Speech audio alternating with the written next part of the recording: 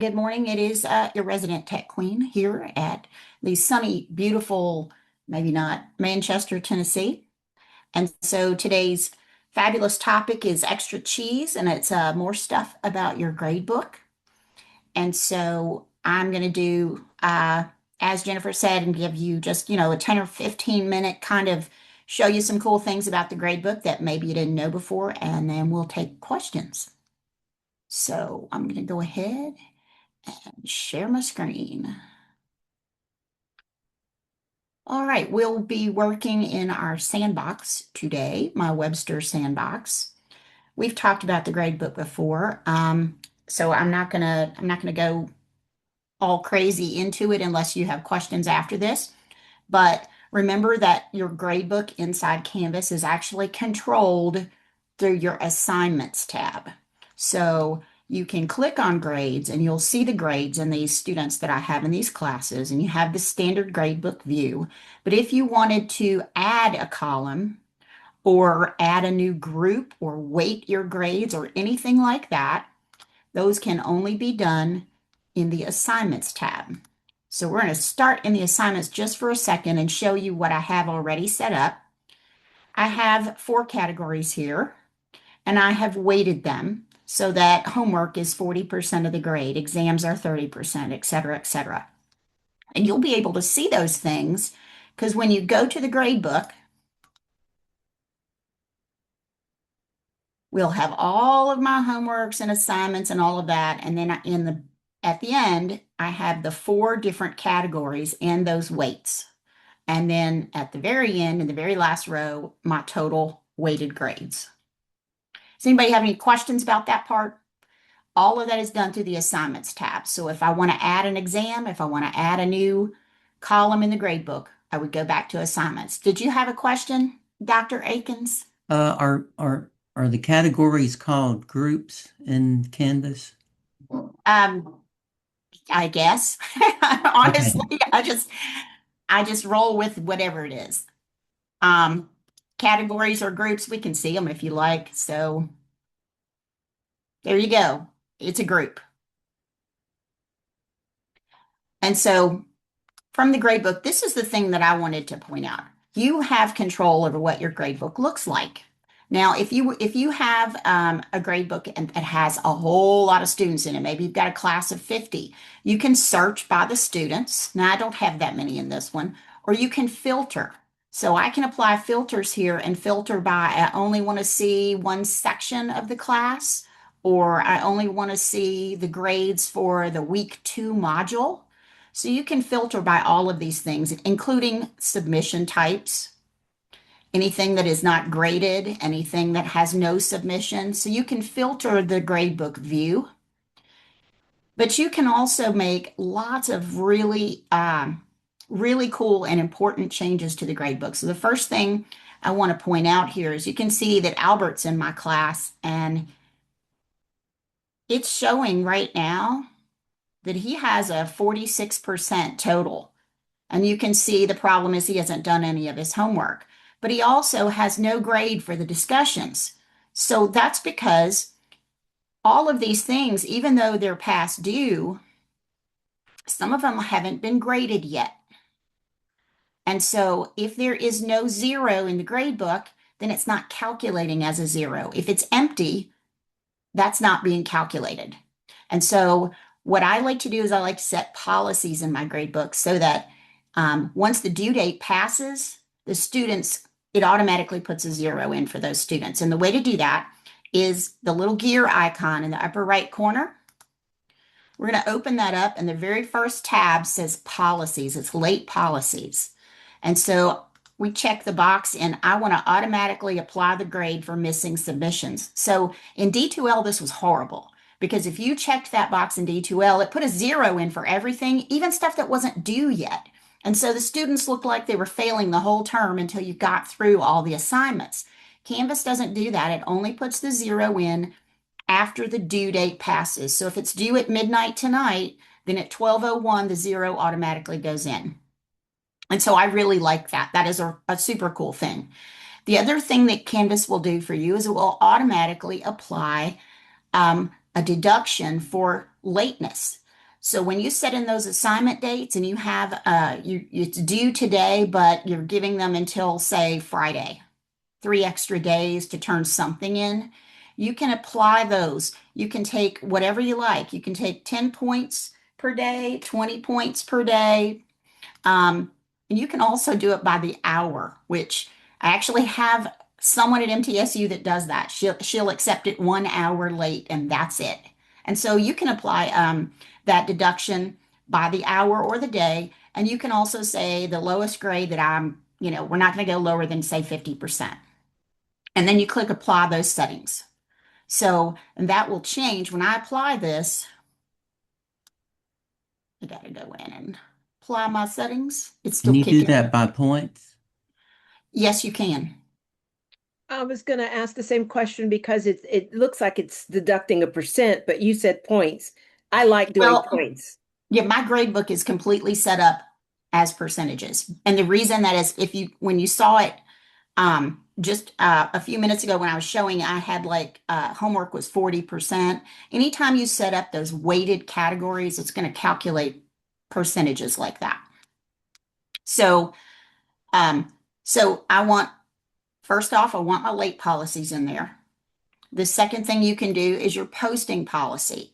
I personally like to automatically post the grades, but you can choose to manually post the grades. Now, a use case for that might be, let's say you're grading research papers and they take a long time to grade. You know what happens with the students? When you finish grading the first one, then the word gets out and all the students start going, well, when's mine going to be done? When's mine going to be done? And so you can actually choose to manually post the grades and give yourself time to get all those grades in. And then, boom, when you're ready, you just post those grades all at the same time.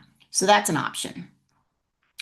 This is like for the future. There are going to be more advanced options in the gradebook. There's really not much in there. But this one is my favorite.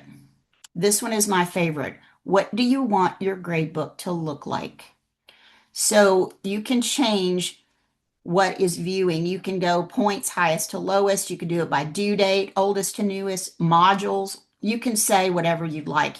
I'm going to go first to last and change the order that everything is displaying. But it's more than that. I can put a notes column in that would allow me, say, for example, if I had a student that needed accommodations, or maybe he was a football player and you knew that there were going to be times that he would be traveling or, on the horse judging team or something like that. So you can put notes in. The students can't see these. They're for you. You can show unpublished assignments. I hate that view because it clutters up my grade book. Unpublished are the ones that I'm not using, so I don't do that. You can choose to split the student names. So you can sort by first name or last name. And so instead of Lauren Neal in one column, it would put it in 2 columns. You can, if you don't like those group totals, those 4 columns at the end that were showing you the percentage in each one of my assignment groups, you can hide those. You can hide the total columns. And you can have icons in your grade book. I kind of like the icons that tell you things like, see, instead of late being blue, now it's got a little clock there. So you would know immediately that that assignment was late. You can see that there's one that's a resubmitted and it clearly marks those things. And so that is completely up to you. And when you're done, you can apply those settings. And now you see these this one was late, this one is missing. I've got an excused, and I don't have any drops in this one because I haven't done that. But you can see also it broke up my columns so I can sort by first name, by last name. Something else that I like here is one of the other things that I want to show you besides that, the other thing I want to show you is the reason for this is grade books typically take up a lot of landscape. And it annoys me to have to scroll all the time to see what the grades are. What's the final grade? So you can actually move that to the front. So it's the very first thing you see in the grade book. I think that is super cool as What well. did So you just click on to get that move? you click on the 3 dots next to the word total. See, and you can move to the front or move to the end. Gotcha. And so I know we've talked about this before. I always want to make sure to mention it. Um, you have options for each one of these. Anytime you see those three dots, that kebab, when you click on it, it's going to open up options. So you can go to speed grader from here.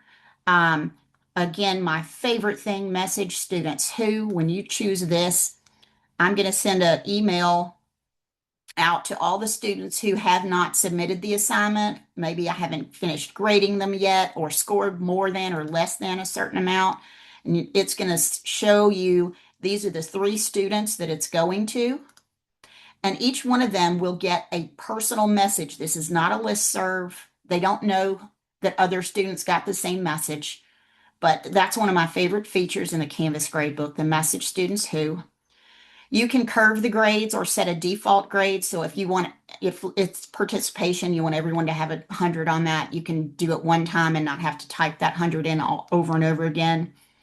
You can hide those grades. That's one of the options. Like I said, if you're taking some time to grade research papers or something like that, you can hide the column from students until you're ready.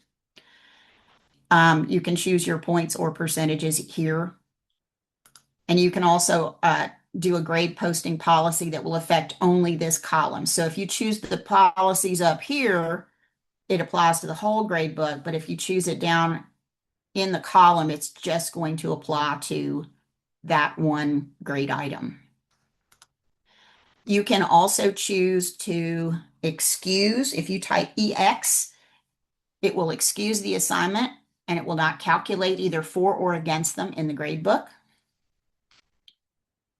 And let me pause right here for just 1 second. I see there's a whole bunch happening in the chat, but Karen or Lauren or whoever's watching the chat right now, if I need to answer something, just, tell me to hold up. Is anything that I need to?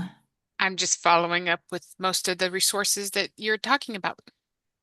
Awesome sauce. Awesome sauce. Okay, so one last thing that I want to show you in the grade book, and it is, if you see here, this is actually a clickable link because this grade book is called the traditional grade book. That's what I'm looking at right now. So you can do an individual grade book and break it out just by student. You get the same thing by clicking on the student name. This is my favorite part too, the grade book history. Have you ever went to enter 30 different grades in one column and you're typing those in and you messed it up? You missed one or got out of line or something like that? You can put your grade book back to the day before because it'll tell you the history. So I can see the changes that I made and I can restore those changes, which is pretty awesome.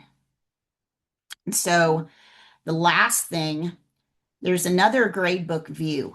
And so because this is my sandbox course and I use this for training, I use this view. It's called the Learning Mastery Gradebook. So if you have outcomes, either as a department or just personally, if there are learning outcomes that you put in your course, it will track outcomes and give you a beautiful learning mastery, how much of your class is meeting those expectations, how many in your class are exceeding or do not meet the expectations. And it provides a wonderful report, which is a CSV file that you can see here on the edge. I can export that report to give to a department chair or even if you are a department chair and you're pulling this data across multiple courses. So that's the Learning Mastery Gradebook. That's kind of the advanced gradebook feature. But I'm going to go back and put it back to my traditional gradebook. All of this data exists all the time, so you can toggle back and forth between these things.